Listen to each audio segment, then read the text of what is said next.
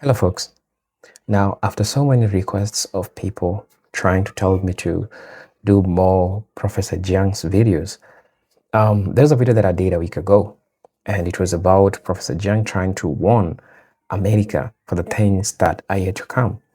And so people requested me to find more videos that is trying to enlighten people about geopolitics. Now, there's something that Professor Jiang says, and he says that 90% of humanity could be wiped out in the next 50 years. A lot of people are asking themselves this question. But again, remember Professor Jiang predicted so many things that came to happen. The first thing that he predicted that came to happen is that he predicted that there will be US-Iran escalations. It did happen. He predicted the Second World War, which we are yet to see. He also predicted that Spain will win the FIFA 2026 World Cup and so many other things. It is part of geopolitics. And if you want to listen to all this video, why it is part of the geopolitics, it is so much for you to pay keen attention to what Professor Jiang has been saying for the longest time, because he uses a theory called the game theory. The game theory helps him analyze geopolitical events that are happening, which hence makes him make decisions. And majority of the times, from the predictions that he has made, they have come to pass. And some of them we have seen, making him one of the most people who uses game theory to anticipate for the future. Professor Jiang has been so much common. He learned from the Yale University, which made him acquire so much geopolitical knowledge with a master's degree. So in today's video, I'm presenting to you what Professor Jiang is trying to share with you. And he's sharing a deep warning that I think people need to listen. And this is why I like sharing these videos with my audience, Black folks, that we get updated in what's also happening around the world and the decision making that people like Donald Trump make and how it affects the world. Brothers and sisters, let's stay tuned. I'll be back with my thoughts and commentaries in regards to this. So let's watch the video. I'll be back. If you're watching for the first time, kindly consider subscribing to the channel. Let's get into it. What are your predictions right now? What are they about? What do you think will happen in the future? So, to understand the future, we have to use game theory to understand the situation of each nation state. Okay? So let's look at America first. America. What is the source of American power? What is the point of America? And the point of America is to protect the supremacy of the US dollar, Yeah. right? Because everyone now uses the US dollar, and America can print an infinite number of them. So that's the source of American power. The problem with the US dollar is that it's a Ponzi scheme, meaning that the US dollar has no inherent value in itself. It's only valuable if people want it. And unfortunately, right now, because of financial corruption in America, because the American military is too overextended, a lot of nations are choosing to walk away from the US dollar. So look at Japan and China. They are selling more US treasuries. The GCC nations, for the longest time, were supporting the American economy, were buying US dollars. Yeah. But because of this war, they're now forced to sell more US dollars in order to finance their own economies now that they can export oil. What's been happening is that the bond yields for US treasuries have been going up. This is a problem because right now America has $39 trillion in debt. So if the debt yield, the interest rate, is 5 to 6%, that means America has to pay $2 trillion in interest payments alone annually. And you can imagine that over time, this entire Ponzi scheme will collapse. So America has absolutely no choice but to force the world to continue to buy US treasuries. So the only strategy available to America is to use the Mackinder hypothesis and create as much chaos as possible so that the world is forced to go to America to buy energy, weapons. Okay? So imagine a situation like this, where right now in Europe, there's a war going on between Europe and Russia. In East Asia, there's conflict now between Japan and China. In the Middle East, the conflict is between Iran versus the United States and Israel. Every one of these nations requires energy, oil, weapons. America is a continental fortress that has unified the Western Hemisphere. Now they have infinite resources, and they're able to turn these resources into weapons that they can sell the rest of the world, and the rest of the world is forced to buy US dollars in order to buy this energy and weapons from America, okay? So that's the American strategy moving forward. They have absolutely no choice in the matter because they're addicted to US dollars, require the rest of the world to buy US dollars, so they need to force the rest of the world to buy US dollars. You said that the US may have big problems in the near future and that the chance of this is high. But Elon Musk recently said that AI can help the US. He also tried to find problems in the US government before. Now he believes AI will help the US and other Western countries. What do you think about this? Okay, so let's analyze why America is in decline. And when you analyze why it's in decline, what you recognize is that it's declining for every single reason why empires in the past have declined before. All right, so let's go over the three major reasons why America is in decline. All right, so Yes, the first major reason is financialization. Okay, what does this mean? It means that when an empire arises, it focuses on manufacturing. It focuses on creating real products, weapons, consumer goods.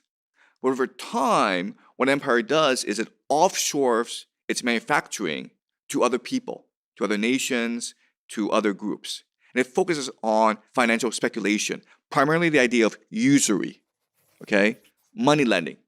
Why? Because that's the most profitable thing to do. But the problem is that financialization does not lead to real productive growth. It doesn't lead to real wealth generation. It only looks like money on paper. If you open a restaurant or you open a factory, you're contributing growth to the economy, right? Yeah. On average, you could be seeing a return of 2%. But if you take the same money, you put in the stock market, you see a return of 5%.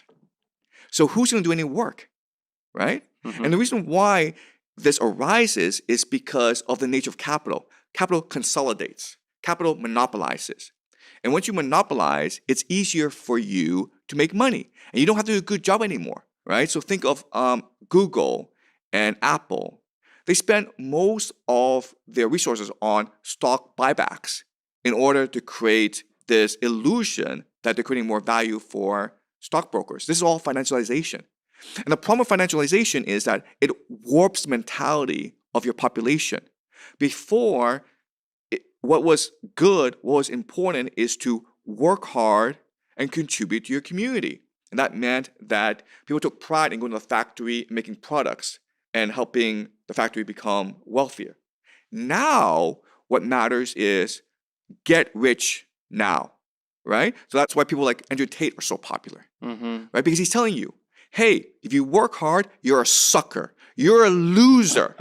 If you follow rules, if you listen to your boss, you're a loser. You're a moron. What you want to do is get rich and become your own boss, right? And that mentality has taken over young people.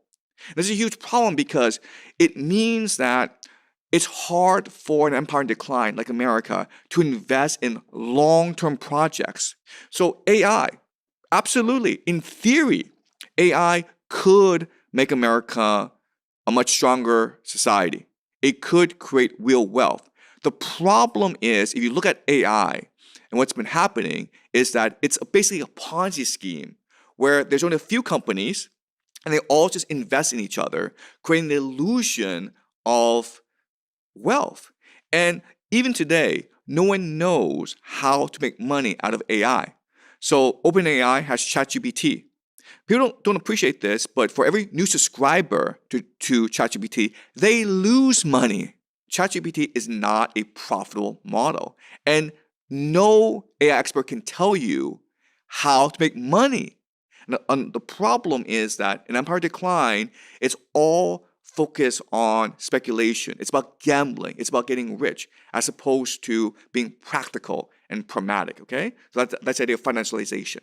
That's the first problem with an empire in decline.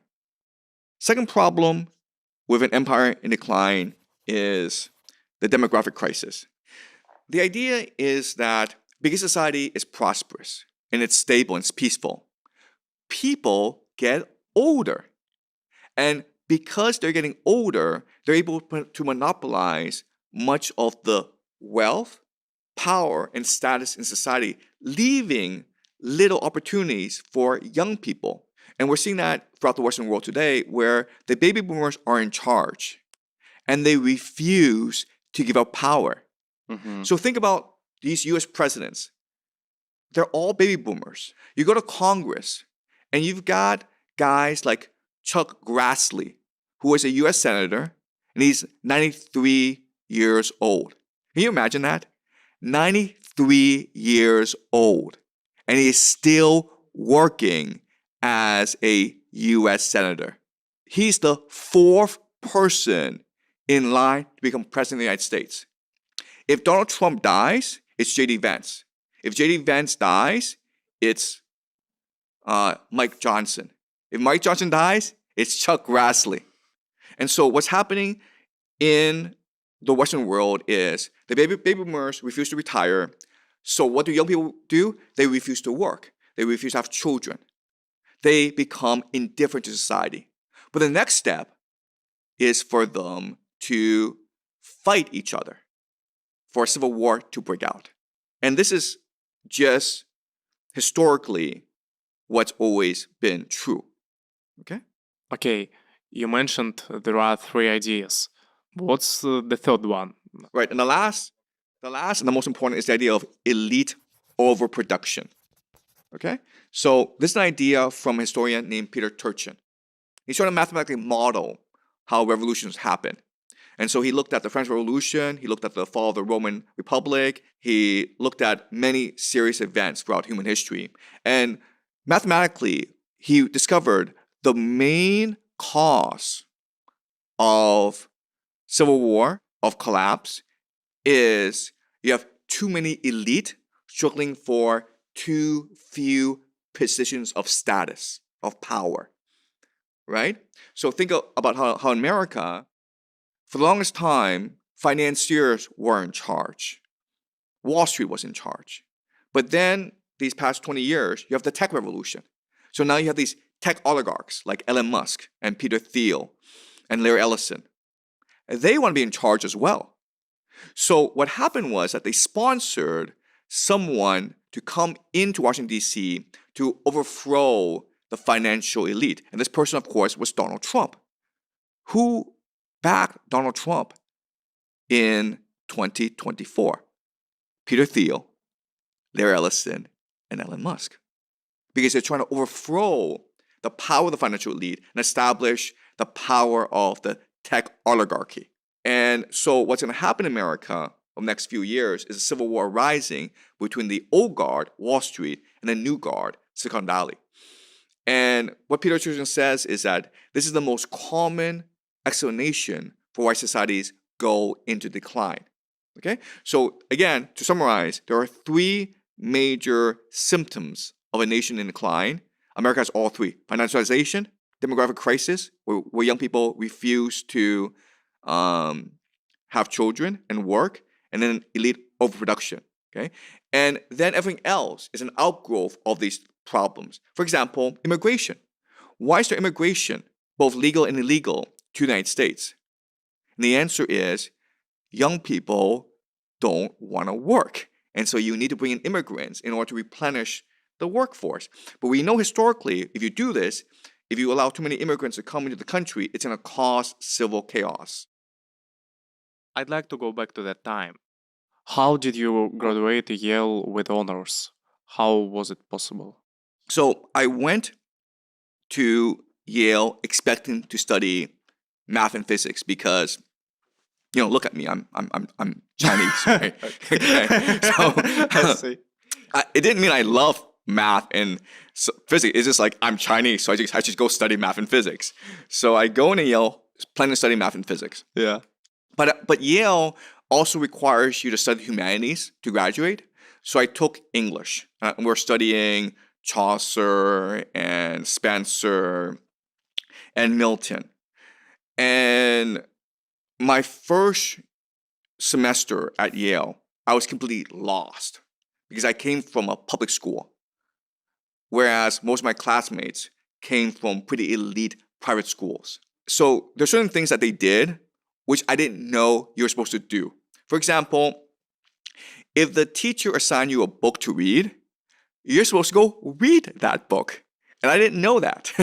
I didn't know you're supposed to actually read the book before you come to class. I thought that the teacher would tell us what the book was about in class.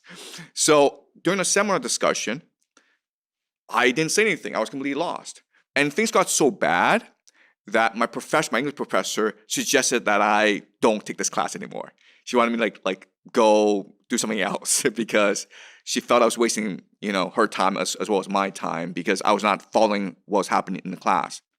But by the time in English class that we got to Milton and Shakespeare and the Romantics, Keats and Wordsworth, something snapped in me, okay? Something caught my attention. And I felt a connection to the poetry I was reading, especially Paradise Lost. And I felt that a spark had been ignited in me. And I became really interested in English. My first semester in English, I only got a C-, which is the worst grade you could possibly get. And then I got an A- in my second semester. And I improved tremendously as a writer. And so I felt as though maybe before I was asleep. And now being at Yale in this seminar, reading Milton woke me up and said, hey, this is who you really are. You're meant for something bigger than all this. So start paying attention, start getting to work, start taking yourself seriously. And so I became a very good student. And that actually made me even more alienated at Yale because Yale was a competition. And a lot of the competition was to get approval from the professors. And you got it. And I got a lot of approval from my professors. In fact, I'm still friends with Some of my them, professors, with some of my professors. In fact, when I go to Yale, I stay at their house.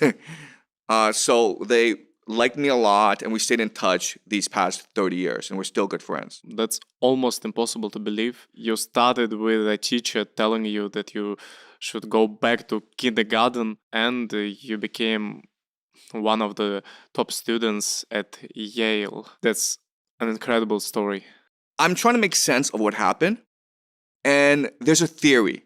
If you want to learn, then what's going to happen is you're going to be assigned the hardest life possible because that's the only way you can truly learn. So learning isn't about reading books. That's part of the process. But the real process is to put you in circumstances that really challenge you and force you to persevere, either thrive or die. And I think that's what happened. I think that I came into this world demanding the most challenging life possible. I always chose the hard path in life because in my heart, I knew that's what will allow me to truly thrive as a person. So that's a theory, but recently I've come to this conclusion.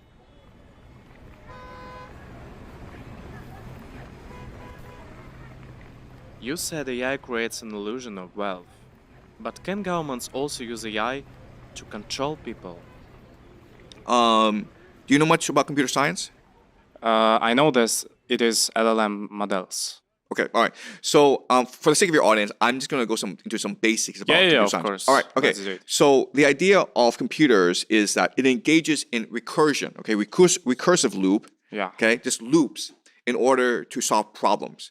the most basic problem it's trying to solve is a math problem. Like, what is 1 plus 1? Okay? And a computer can do that.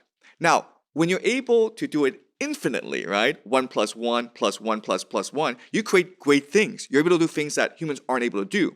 The other thing is that if you're able to do 1 plus 1, you're basically able to do every possible computation, including subtraction, multiplication, and so computers are a wonderful thing. But we need to remember that ultimately it's about recursion, okay? It's about taking a simple algorithm and repeating it infinitely in order to generate an output that you want. The other thing about computers is that what it's really good at doing is database management, okay? So you have a lot of information inside a database.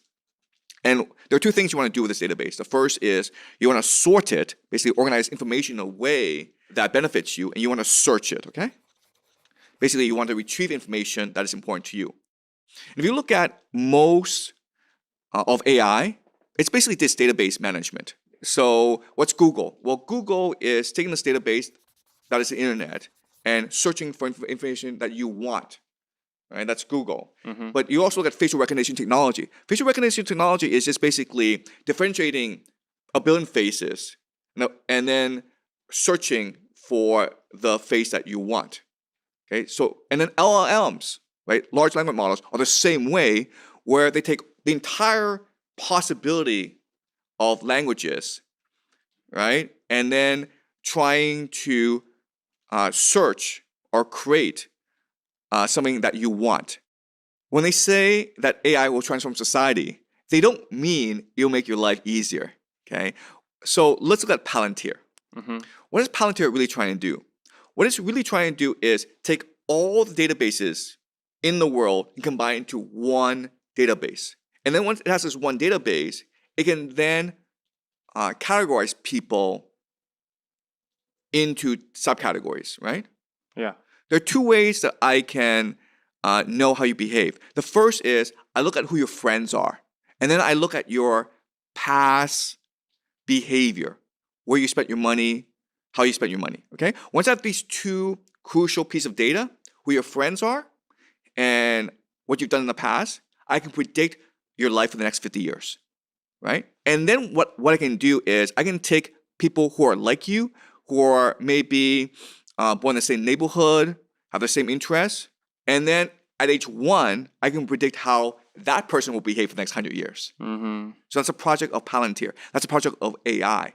Yeah. To categorize people in a certain way that allows me to predict their behavior, but then also allows me to control their behavior. And this is what's called the AI surveillance state or the AI control grid.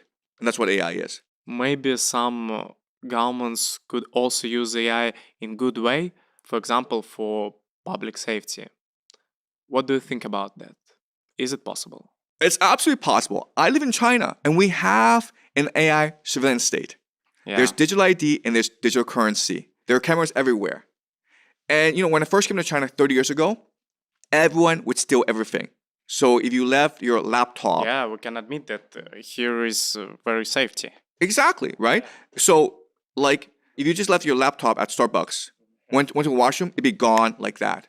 Now you can leave your laptop in public because there are cameras everywhere. Yeah. And there's facial recognition technology. So if you steal the laptop, the police know who you are.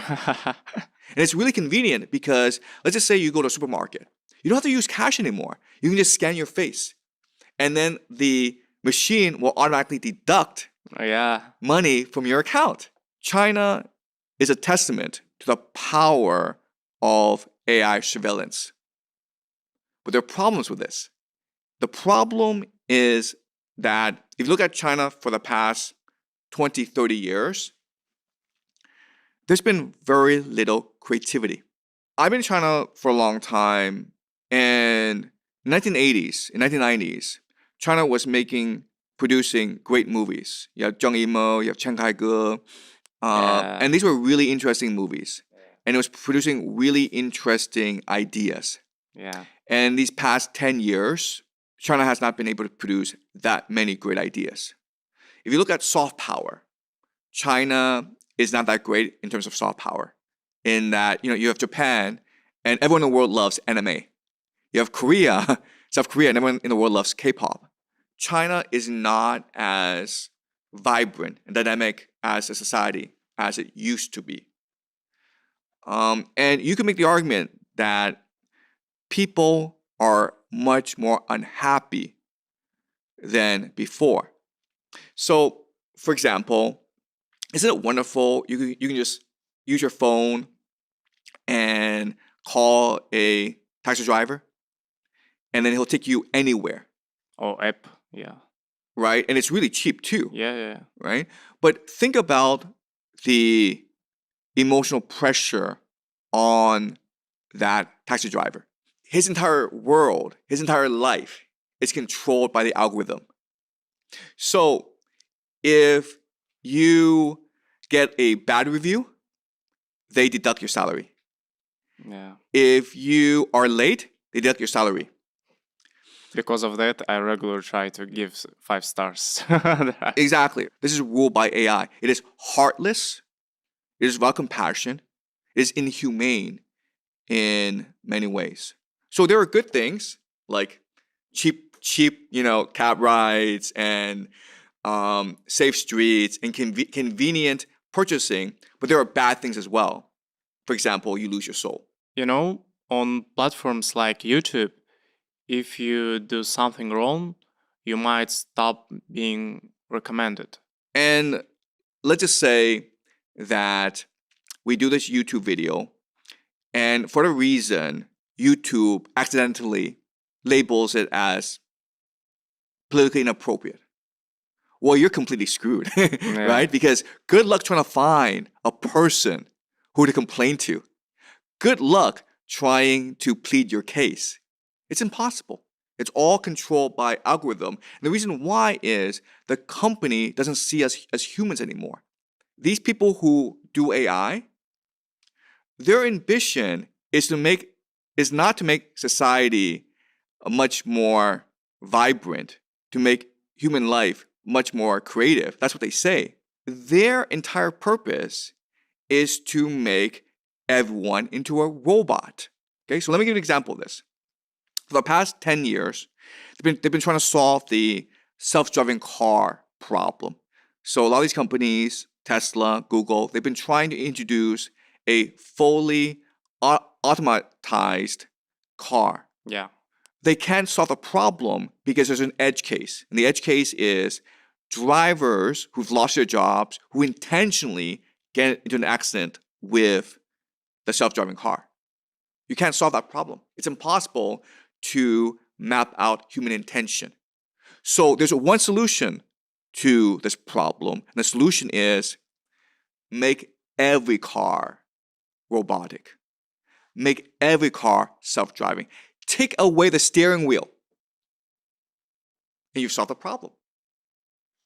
When you buy a car, it's all electric, it's all digitized. There are cameras everywhere, and there's no steering wheel. So you get in a car, and you can tell the car where to go. And it's great if you think about it, because it'll be safer for everyone. There'll be no accidents. But you've lost all agency, and you've lost all autonomy. And that's the world we're moving towards, where the thing that they're most afraid of, the AI people are most afraid of, is human agency. So the way to solve this problem is you take it away from people. You don't allow people to drive cars. You don't allow people to make choices. You don't allow people to waste money, right? If you are buying alcohol, they'll program their digital currency to prevent you from buying alcohol. There's nothing you can do about it because everyone's using digital currency. Today, you are a guest on shows like Tucker Carlson, and many people talk about your predictions because they are often very accurate. I want to ask you, did your education and life experience help you see things this way? How do you make these predictions? Okay, so this fame is only recent, right? It's only been the past 1 year. So let me talk about what happened after Yale. So I came to China as a high school teacher, wanting to reform Chinese education. And my theory was very simple. China has 1.3 billion people. They don't speak English. I speak English. Therefore, everyone should just obey me Yeah. and they will learn English. That was my theory, right? So here in China, they speak Chinglish, Chinese English. And for them, that's English. So if you try to teach them like real English, they don't care. So I learned that the hard way. So I floundered through school, and I decided I can't become famous being an educator. So I decided that I'll try to become a journalist. And I was a journalist for a couple of years, but that didn't work out either. Then I tried becoming a documentary filmmaker. That didn't work out either. I tried working for the United Nations in Afghanistan. Didn't work out. And by my late 20s, early 30s, I was a broken man because I had failed everything I tried. And I felt that the world was hopeless. I basically, for 2 years, lived with my parents. I lived in their basement, and I played video games every single day until my parents got sick of me and threw me out. Okay, so they threw me out, and I'm forced to come to China because China is cheap and I speak the language. And every day, I would get up at 12 o'clock, 2 o'clock in the afternoon. And then in the evening, I would go and I would get drunk. In the middle of winter, I sleepwalk naked into a blizzard. And I open the door, okay? And like there's this whiteness and the wind is whipping at me and I'm thrown back. And that's a sign from God, which is like, you better start getting your act together. And so I commit to change my life. I needed to reflect on how I got to this point because I was a very good student at Yale, and 10 years later, I'm a dismal failure.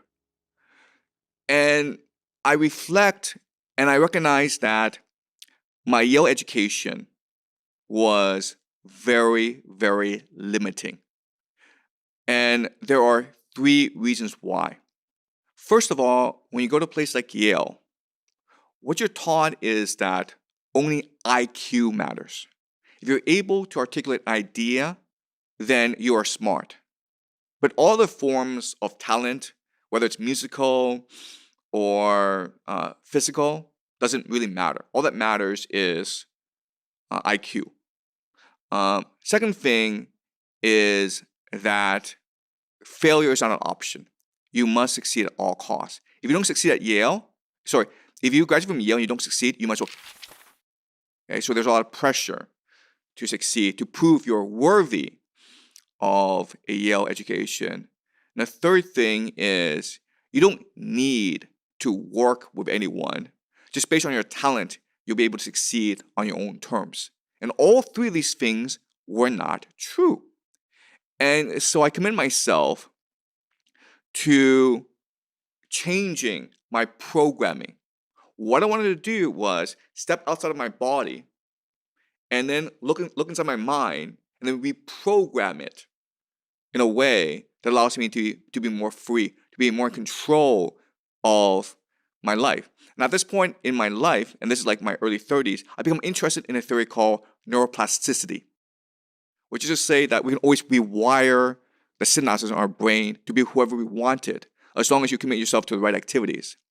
So for 1 year, I decide to do things I've never done before in my life, including cinema comedy.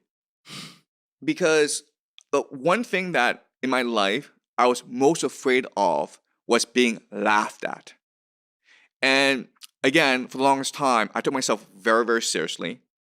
But the moment that I got on stage and I told jokes and people laughed at me, I felt they were laughing with me. The feeling of being able to bring joy to the world made me feel extremely happy and edified. I also tried a lot of sports. For example, Brazilian Jiu-Jitsu. So I'm not sure if you practice Brazilian Jiu-Jitsu, but the way they train is very, very strange Because I did Muay Thai, and in Muay Thai, they teach you technique, right? And they make you practice. But Brazilian Jiu-Jitsu, you go to the place, and for the entire time, they beat you up.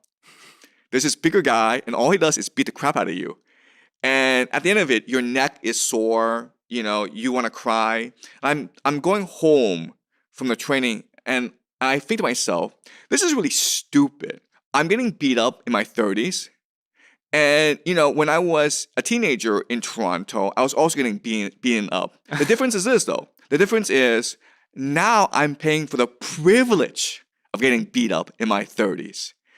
But what happened is that through this training, you start to lose a lot of your fear. I also tried skydiving. Don't do that, by the way. Complete waste of money. But I did skydiving. I did parkour. I learned how to sing.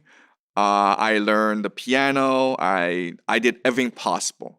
And I also tried cooking.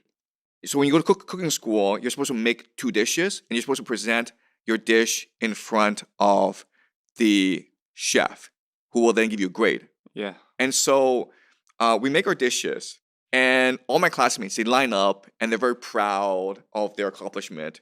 And the chef tastes the meal and smiles and says, "Great job." And then the students feel great. It's my turn to present the dish.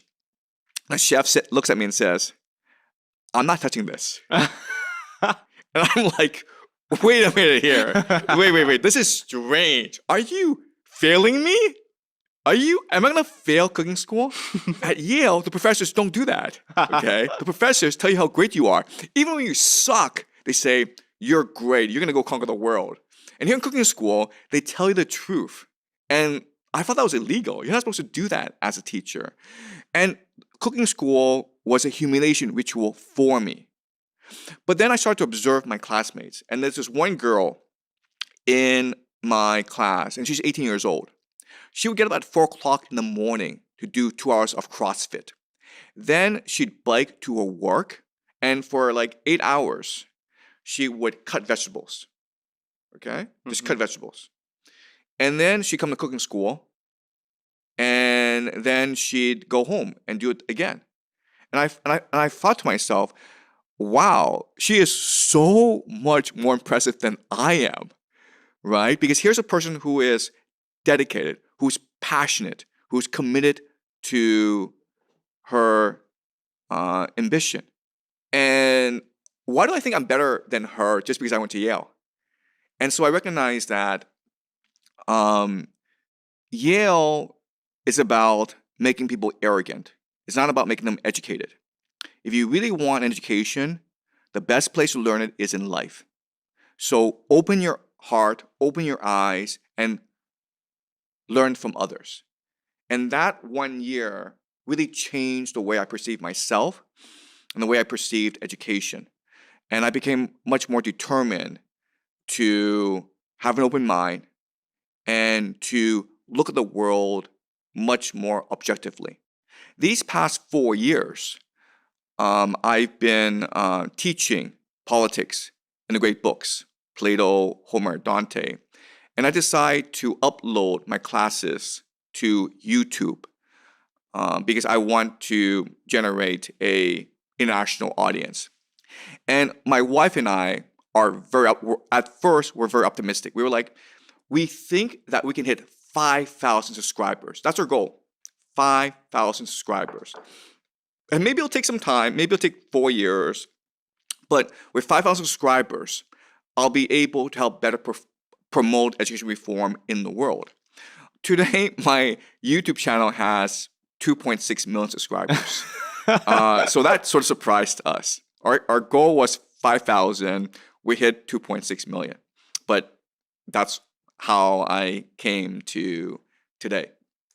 Can we talk about success? I know you've done some research on this topic. Can you share your conclusions with us? What makes people successful in our world? So if you look at all the studies of people who are successful, there are certain trait habits that they have.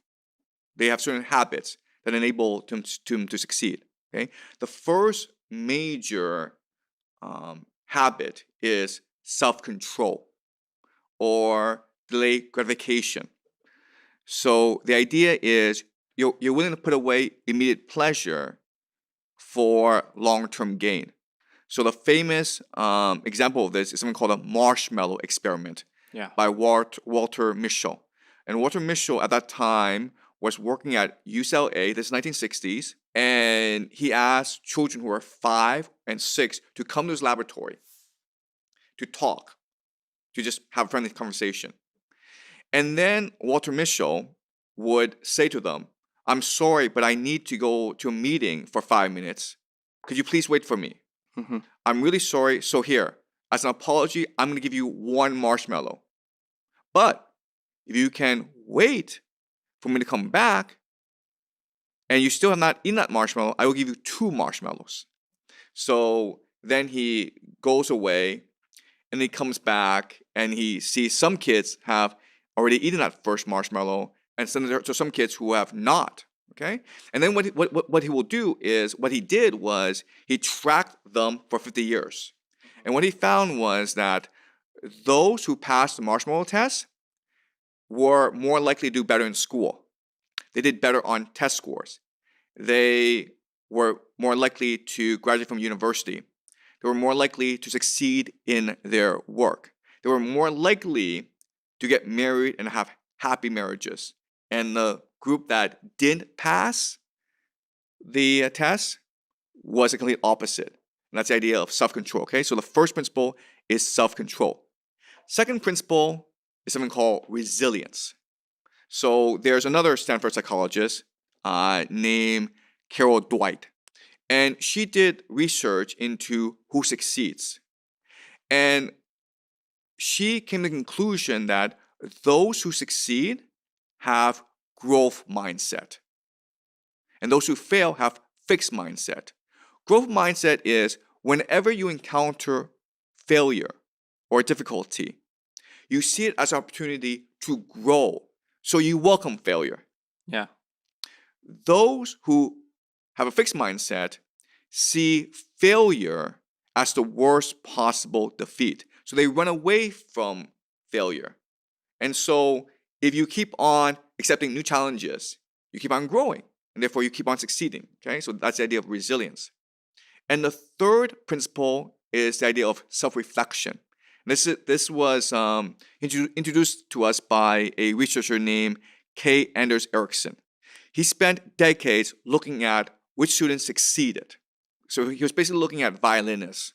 So he did a lot of research in Berlin, and he went to music school there. And kids at age 5 get into this music school, and so he looked at these different groups, and what he recognized is those who most succeeded practice something called deliberate practice. You can practice for as long as you want. What the most important thing is to be objective in assessing your weaknesses. Okay, so these are the 3 basic ideas: self-control, resilience, and self-reflection. But if you go deeper, what you recognize is that a lot of this has to do with family. If you come from a good family that's wealthy and well-educated, you're much more likely to have self-control, you're much more likely to be resilient, and you're much likely to engage in self-reflection.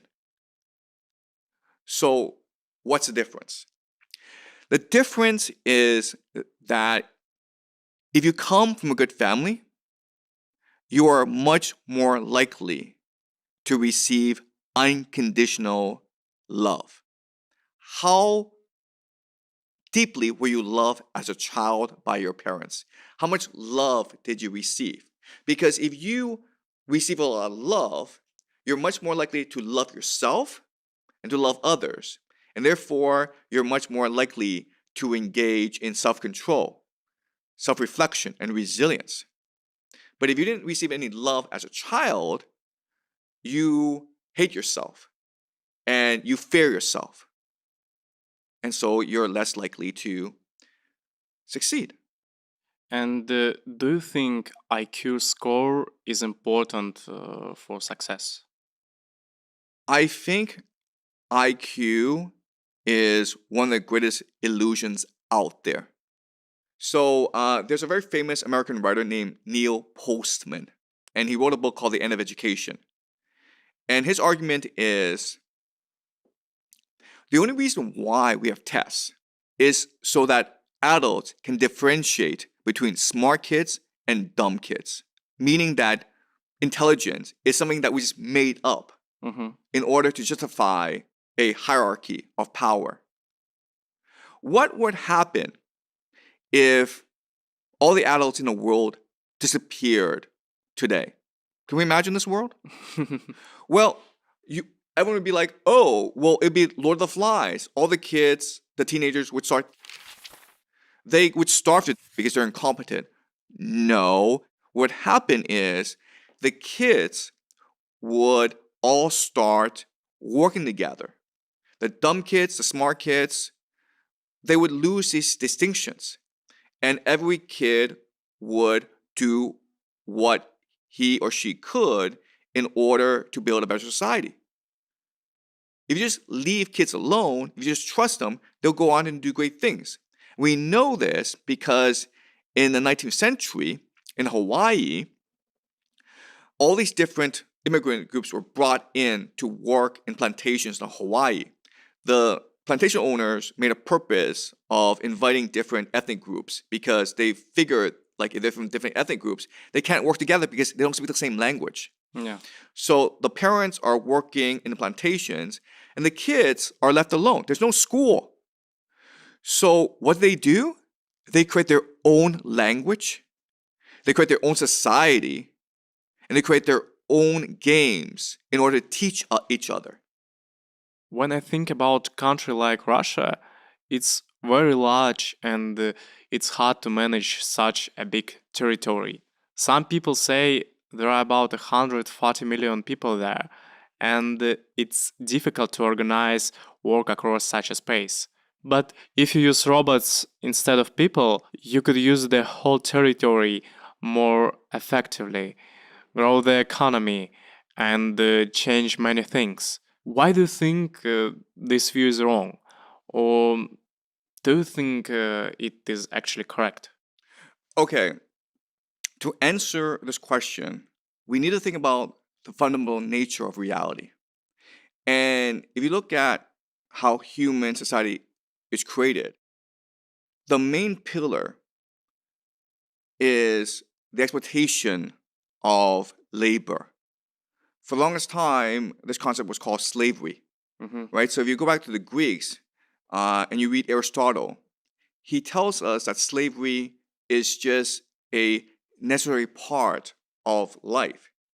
Never before in human history have we had a society in which everyone had time to be creative. And so Elon Musk and other tech utopian thinkers believe that robotics, AI, digitalization will give us this paradise. Yeah. I don't think it's possible. So let me explain why using Plato's allegory of the cave. Okay? So in Plato, his book, The Republic, he uses a metaphor to describe human society. So imagine a cave underground. It's dark, no light comes in. And there are prisoners, about 1 million of them, lined up together, chained to the floor. They can't move. They can't even turn around. They can only stare at a wall. Behind them is a great fire. Around this fire are people. What they do is they take puppets and they project these puppets onto the wall. So the prisoners are seeing shadows on the wall. They believe that the shadows are real, so they start to create civilization around the shadows. They give it names, they create language, they create religion. They even create a priesthood to celebrate these shadows as gods. They create schools in order to teach these shadows to their children. All civilization arises from these shadows. For whatever reason, a prisoner breaks free of his chains. And so he goes outside, and at first he's blinded by the light. But over time, he adapts to this new world of light, and his eyes feast on the beauty around him. He thinks it's all divine, and he thinks he's in heaven. And he asks himself, why did I delude myself all this time? So he wants to go back and convince everyone to break off their chains and go into light with him. And so he goes back, and the elite should want to, right? Because if the prisoners break free, then the society collapses and nothing can function anymore. Instead, what happens is the prisoners him themselves. Why? Because they're too wedded to this reality, and they don't want to be told that this is all an illusion. So to go back to the Elon Musk argument, Yeah. you're gonna have a lot of people, first of all, who will fight against the robots because they're afraid of losing their jobs. They're also afraid of losing their own reality. Right now, what the elite is most afraid of are people sabotaging data centers. Because it's actually very easy to destroy a data center, right? It's all electricity. You can just rig a drone of explosives and go blow up a data center. So people are naturally resistant towards change. Do you think this trend will continue? I think that if you have a society in which a lot of men are made redundant, they lose their livelihood, then they will take up arms. They will start to create violence in order to reclaim their livelihood. But maybe by the time people understand the risks, it will be too late, and they will not have enough power to change things. So, being a truck driver is one of the most lucrative jobs that a high school dropout can have, right? You don't need a college diploma. You don't need to be educated to be Yeah. a truck driver. Well, what happens if you make truck driving automated, robotic? These millions of truck drivers would lose their livelihood. Are they going to sit back and not do anything? Of course not. Right. So it's most likely that they will seek vengeance, that they will try to destroy the robots. And the same thing happened during the Industrial Revolution when you had a lot of craftsmen who made beautiful products by hand. They were proud of the work they did. They also provided good livelihood to their families. And then you had factories come in. You had a lot of work was being mass manufactured. And so these people would go and destroy factories. So you could have a similar situation Yeah, with AI. right. There were people called Luddites, but in the end, they lost their jobs and everything changed. So the first problem is social resistance.